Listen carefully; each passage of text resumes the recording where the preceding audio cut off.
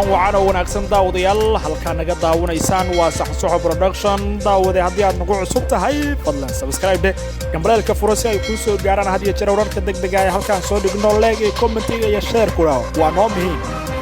kuwa hayna waxa ka mid noqon doona madaxweyne Muuse Biixi Cabdi oo aqbalay raaligelinta madaxweynaha Soomaaliya Maxamed Cabdullaahi Farmaajo madaxweynaha Puntland Siciid Cabdullaahi Dani oo aanbabaxay dalka Djibouti qodobadaas wixii kale nagu soo kordhaya daawadayaal ku maqli doontaan halka naga daawanaysaan waa saxsuxo production daawade haddii ay tahay markii kugu horeysay channelkana soo booqatid fadlan ha ka baqeen inaad subscribe tiraadid gambaleelkana furatid si had iyo jeer ay ku soo gaaraan wararka degdega ah ee halkaan aan soo dhigno saxan production like iyo commentiguna waa noo muhiim si had iyo jeer aan ku aragno la socoshada wararkeena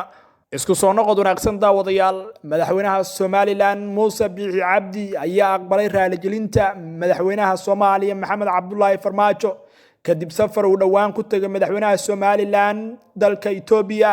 sidoo kale madaxweyne Maxamed Cabdullaahi Farmaajo iyo madaxweynaha Somaliland ayaa kulan qaas ah la yeeshay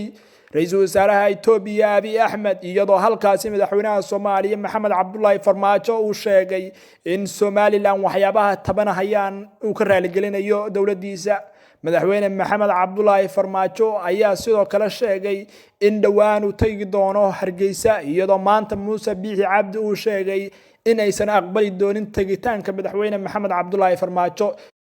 sidoo kale madaxweynaha Somaliland Muuse Biixi Cabdi ayaa sheegay in ay yeelayaan raaligelinta uu ku dhawaaqay madaxweynaha Soomaaliya Maxamed Cabdullaahi Farmaajo iyadoo maanta khudbad sanadeedkiisa uu ka jeediyay golaha wakiilada iyo kuwa guurtida ee Somaliland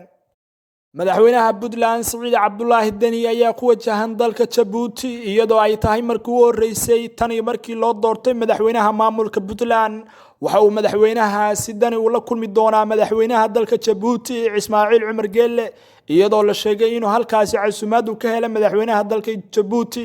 Ismaaciil Cumar Geelle ila wareediyo u dhadhow madaxweyne Dani ayaa la sheegayaa inuu halkaas sababta u tagay ay tahay inuu ka soo qayb galo shirka uu dhawaan uu fidiyay madaxweynaha Puntland waa Siciid Cabdullaahi Dani iyadoo Puntland ay dhawaan qaban doonto kulan looga hadli doono aayaha Puntland uu dhawaan ku dhawaaqay madaxweynaha Puntland Siciid Cabdullaahi Dani guud ahaan daawadayaal waa naga intaas hadii daawada ay tahay markii kugu horeysay ee channelkana soo booqatid fadlan subscribe de gambaleelkana furo si had iyo jeer wararkeenu ay ku soo gaaraan like iyo share iyo commentiguna waa noo muhiim daawadayaal